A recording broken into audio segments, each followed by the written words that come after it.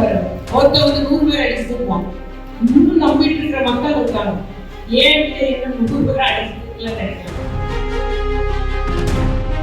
சுய காலம் அவங்க இல்லை, கட்டக்காலில் இருக்கான். உண்மைதானே? நம்ம தான் கொடுத்தோம் 107 சீட்டு தான். இப்ப அவரு தான் காலில் நிக்கல, தான் சொந்த காலில் நிக்கல, கட்டக்காலில் நின்றுட்டு இருக்கிறான். கம்யூனிஸ்ட், பிசிக, இண்டிவிஜுவலிஸ்ட் எல்லாம் நம்மளே தலைவரே வந்து பேச்சு பத்தில என்ன பேச்சு அதை நீங்க ஞாபகம் வச்சுக்கிறோம். நம்ம தலைவர் இருக்கிற ஒன்னொன்னே ஞாபகம் வச்சு நம்ம அவங்களை தொலைச்சிக்கணும், அந்த கட்சியை ஓய்க்கணும்.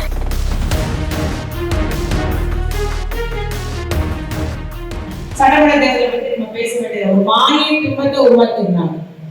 மாயை பிம்பம் உருவாக்கி அந்த படத்துல உருவம் பாருங்க, ஒருத்தர் 100 பேர் அடிச்சு தூக்குவான். இன்னும் நம்பிட்டு இருக்கிற மக்கள் இருக்காங்க. ஏன் இன்னும் 100 பேர் அடிச்சு தூக்கல கிடைக்கிறாங்க. அப்படி இருக்கிற மக்களுக்கு அந்த சின்ன பிள்ளைகளால நம்ம ஒரு மாற்ற மாதிரி அவங்க ஏமாற்றத்தை முடிச்சுட்டாங்க. அவ்வளவுதான்.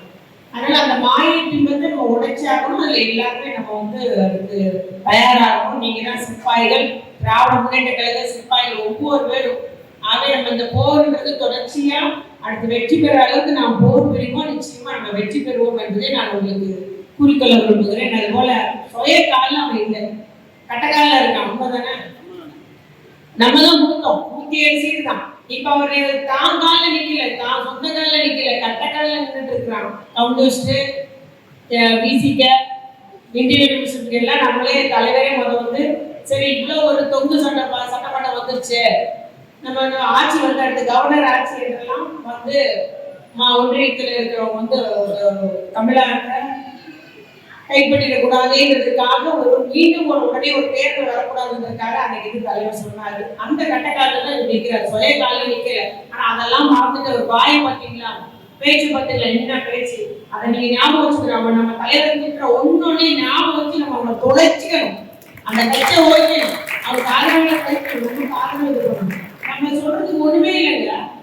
நம்ம அவ்வளவு பெரிய கட்சி, இன்னைக்கு பெண்கள் இப்படி சமமா சேர்ல உட்காந்துருக்கோம். இன்னைக்கு ஆயுதாளர் எந்த ஆயுதாளரோ பெண்ணோ யாரோ கோயிலுக்கு போகக்கூடாது அன்னைக்கு நம்ம போய் கூப்பிடுறோமா இல்லையோ? திருச்செந்தூருக்குள்ள போய் நம்ம அவ்வளவு பேர் சாமி கூப்பிடுறோம். யார் அந்த நிலையை உருவாக்கி? இன்னைக்கு மெடிக்கல் காலேஜ் முன்னாடி சமஸ்கிருதம் படிச்சா மெடிக்கல் காலேஜுக்கு சீட்டு உண்டு. இன்னைக்கு அப்படி இல்லையே. இன்னைக்கு நல்ல எல்லாம் ஈஸியா போயிட்டு நீட்டு திறமை கொண்டு வந்துட்டோம். அவங்க இன்னைக்கு அந்த எல்லாரும் படிச்சவங்க எல்லாம் நீங்க படிக்கிற பிள்ளைகளும் வேலை வாங்கணும். எல்லா சமுதாயத்தையும் சார்ந்தவங்களும் அது எந்த சமூகம் வேறுபாடே கிடையாது. நம்ம தலைவர் கொள்கையே எல்லாருமே எல்லாம் கிடைக்கணும். சமூக நீதி காக்கணும், நமக்கு சம வாய்ப்பு, சமத்துவம் எல்லாருக்கும் எல்லாம் அப்படின்ற ஒரு உன்னத கொள்கையோட தான் நம்முடைய திமுகனாலதான் இவ்வளவு முன்னேற்றம் ஏற்படுறது கொள்கையா வைக்க விரும்புறேன். அப்புறம் வாஷிங் மிஷின் தெரியும் நினைக்கிறேன் உங்களுக்கு. என்னங்க தீய சக்தி தூண்டு போன சக்தி என்னெல்லாமோ சொல்றாரு. ஆனா தாவாக்களை கட்சியில சேர்ந்தது எல்லாம் தூய சக்தியா மாறிடுவாங்க. எப்படி மாற முடியும்? ஏன்னா எல்லாரும் ஏமாறி நினைக்கிற தமிழ்நாட்டுல. அதனால அது அப்பட்டமா மக்களுக்கு தெரியுது. என்ன இப்படி ஒரு வேலையை பண்ணிட்டு இருக்காரு முதலமைச்சர் சொல்லிட்டாரு. முதலமைச்சர் ஆயிருக்கிறாரு, ஆனா இன்னும் தன்னை முதலமைச்சர் எந்த தகுதியும் இல்லை. அவருடைய பேச்சுல இன்னும் நடிகராக தான் இருக்காரு.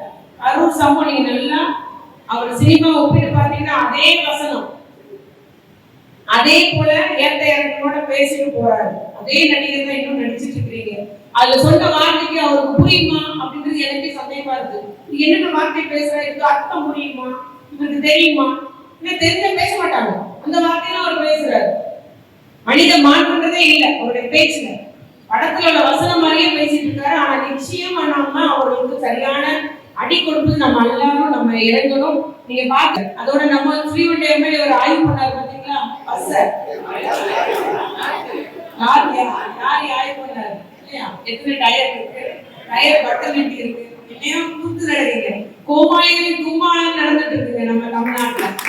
என்ன ஒரே வருத்தம், வளர்ச்சி, தொழில் வளர்ச்சி, கல்வி வளர்ச்சி வளர்ந்த தமிழ்நாடு போயிட்டு இருக்கே. இந்த வருத்தம் மட்டும் நமக்கு இருக்கு. இருந்தால் நிச்சயமா ஒரு சரியான ஒரு எதிர்கட்சியா நம்முடைய எதிர்கட்சி தலைவர் சின்னவரா இருந்தாலும் தலைவராக இருந்தாலும் நம்முடைய எம்பியா இருந்தாலும் எல்லாருமே நம்ம அவருடைய குற்றத்தை சுட்டி காட்டுவர்களாக சுட சுட தப்பு, நீ செய்யற தப்பு, இதனால எங்க தமிழ் மக்கள் பாதிக்கப்படுவாங்க, இது தமிழ்நாடு வளர்ச்சியை பாதிக்கும் அப்படின்றது நம்ம சுட்டி காட்டிட்டே இருக்கிறோம்.